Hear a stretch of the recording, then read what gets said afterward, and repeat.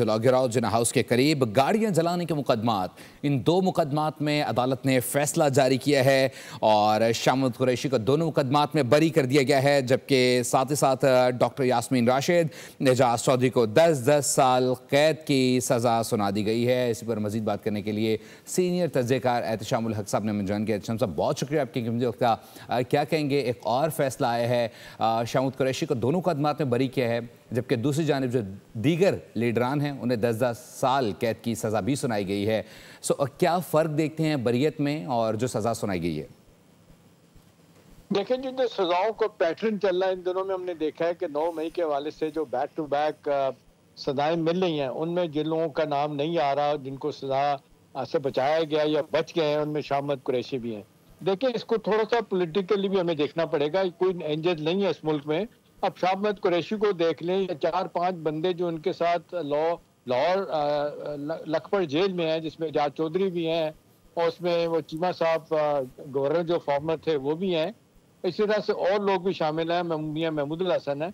इन्होंने बाकायदा, आपको याद होगा, खत लिखा था अपनी लीडरशिप को कि भाई आपने जो तरीका अडॉप्ट किया वो गलत है। आप सियासी जमातों से, एस्टैब्लिशमेंट से रास्ता निकालें, बातचीत का दरवाजा, क्योंकि बातचीत ही जो है ना वो सियासत में कामयाब होती है और बातचीत से ही मसाइल का हल निकलता है। लेकिन आप देख लें, पीटीआई की क़यादत की तरफ से जो रवैया अख्तियार किया गया डे 1, तो आप 2014 ऑनवर्ड देख लें, वो सिर्फ जो है ना वो अपनी पार्टी की तबाही, मुल्क की तबाही, लोगों का मिजाज खराब करना, लोगों का जिस अंदाज से आज देख लें तरबियत की, मैं समझता हूँ ज्यादा जरूरत है तालीम की बजाय। तो उस तनाजर में देखा जाए तो ये बज़ाहिर तो लगता है कि ये एक, जबकि उनकी जाहिर सी बात है उसमें इन्वॉल्वमेंट भी नहीं होगी शामुद कुरैशी की, जो अदालत की तरफ से सजा अच्छे उनको बचा दिया गया है और बच गए हैं। तो दूसरी तरफ ये एक सिग्नलिंग है, इसको पोस्चरिंग मैसेजिंग है कि देखें, जो रियासत से टकराने के मूड में नहीं होते, जो रियासत को तस्लीम करते हैं, हुकूमत वक्त को तस्लीम करते हैं, वो उनके लिए कोई नरमी की गुंजाइश निकल आती है। देखें ना, एंजल्स तो कोई भी नहीं है। अब डे 1 से जो हमारा सिस्टम इस वक्त मुल्क में चल रहा है, इसको भले हाइब्रिड सिस्टम कहें, कुछ भी कहें, इसमें तो बड़ा वाज़ेह तौर पर लग रहा है कि अगर पीटीआई की क़यादत अगर ये समझती कि लड़के लोगों को जिस तरफ लगाया, 9 मई में आपने देखा रियासत को चैलेंज किया गया, जिस तरीके से मिलिट्री इंस्टॉलेशन पे हमले किए गए, जिससे आपने देखा शोधा की हुर्मती की गई, उनकी मॉन्यूमेंट्स की, तो ये सारी चीजें बता रही हैं कि देखें ना, चंद दिन पहले से बात हो रही थी कि 2 लोग हैं अभी पीटीआई में जो पीटीआई को बचा सकते हैं। उनमें शामुद कुरैशी का नाम आता था और परवेज इलाही साहब का नाम आता था। परवेज इलाही साहब नियरिंग क्लोज टू 80, वो जेल में तो नहीं है, लेकिन अंदर से इत्तलात ये आ रही है कि वो इनको कह रहे हैं कि जी आप मेरे पास हैं, हम सोल्यूशन आपको देंगे। लेकिन ना, चौधरी बरादरान हमेशा से एस्टैब्लिशमेंट के साथ बड़े अच्छे रहे हैं, ठीक रहे हैं। यही शामुद कुरैशी साहब का रहा है। उनके वालिद गवर्नर रहे पंजाब के, वो भी एस्टैब्लिशमेंट के बड़े करीब थे। तो इन लोगों ने बहुत बड़ी कुर्बानी आउट ऑफ द वे जाके पीटीआई की क़यादत के लिए, पीटीआई के लिए दी है। जब उन्होंने, आप देख लें, 2 साल से वो भी जेल भुगत रहे हैं और वो गिला कर रहे हैं कि जी मैं भी पीटीआई का लीडर हूँ, नायब सदर हूँ, मुझे कोई मिलने के लिए जेल में नहीं आता। तो पीटीआई अपने लोगों को भुला देती है। तो नेचुरली फिर रास्ता उन्होंने ढूंढा और जाहिर है कुछ कहीं ना कहीं कोई कॉम्प्रोमाइज, कोई ना कोई सिलसिला तो नजर आता है। और ये आप रियासत भी देखें, वो माँ की तरह होती है, वो नहीं चाहते। आपने देखा, जिन लोगों ने माफिया मांगी थी उनको छोड़ दिया गया और नौजवानों को उनके पेरेंट्स ने आके एश्योरेंसेस दी कि जी वो इस तरह की एक्टिविटी में नहीं जाएंगे, तो उनको छोड़ दिया गया। यही तो रियासत चाह रही है, यही हुकूमत चाह रही है कि भाई आपने एक बहुत बड़ी गलती की, आप अपनी गलती तो माने।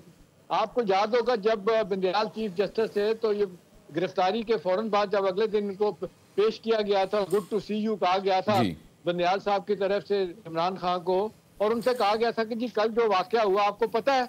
वो कहते जी मुझे तो पता नहीं। यानी 9 मई के अगले दिन की बात है। और बाबर अवान साहब रिकॉर्ड में कहते हैं बानी पीटीआई को पता था 9 मई को क्या हुआ। फिर उसके अगले दिन आपने देखा कि इस्लामाबाद हाई कोर्ट में जमानत के लिए बानी पीटीआई इमरान खान पेश होते हैं। वो बीबीसी के रिपोर्टर को इंटरव्यू देते हैं, आजाद सैयद जियो के जो नुमाइंदे उनको इंटरव्यू देते हैं। उसमें बड़ा वाज़ेह तौर पे कहते हैं कि जी ये मुझे गिरफ्तार किया गया था, ये जब कुछ हुआ है, अब फिर मुझे गिरफ्तार करेंगे तो ऐसे ही रिएक्शन आएगा। मतलब मेरे लोग वो रियासत पे चढ़ाई करेंगे, कौमी तनसीबात को नुकसान पहुँचाएंगे, तो मैं तो इसके लिए तैयार हूँ। तो देखें, सो मेनी वर्ड तो उन्होंने इकरार किया कि ये सारा कुछ उनकी प्लानिंग थी, उनके दिमाग में सब था कि जी किस तरीके से रियासत को नुकसान पहुँचाना है। फिर आप देख लें, जिन चीज़ों से उनका वास्ता नहीं था, यानी अपना जनरल आसिम मुनीर की जब तकर्री हो रही थी, इसका पीटीआई की क़यादत के साथ क्या ताल्लुक है? ये इंटरनल फौज का मामला आपने देखा, पिंडी में उन्होंने रैली निकाली थी कि इनकी तैनाती न हो आर्मी चीफ। तो मेरा ख्याल है इन्होंने अपने लिए मसाइल पैदा किए हैं। वो लोग इनको मशवरा दे रहे हैं कि भाई सियासत इस तरह नहीं होती, सियासत आर्ट ऑफ पॉसिबिलिटी का नाम है, गिव एंड टेक का नाम है, कुछ लो दो का नाम है। अगर आप मुस्तकिल आप इस मूड में हैं कि जी आप नेल्सन मंडेला बनने की कोशिश करेंगे, नेल्सन मंडेला का तो आइडिया था, उसने भी आपने देखा अल्टीमेटली सुलह सफाई की थी और गोरों से सुलह करके उनको कहा था कि गोरे जो है ना साउथ अफ्रीका की तरक्की में बिल के शामिल होंगे।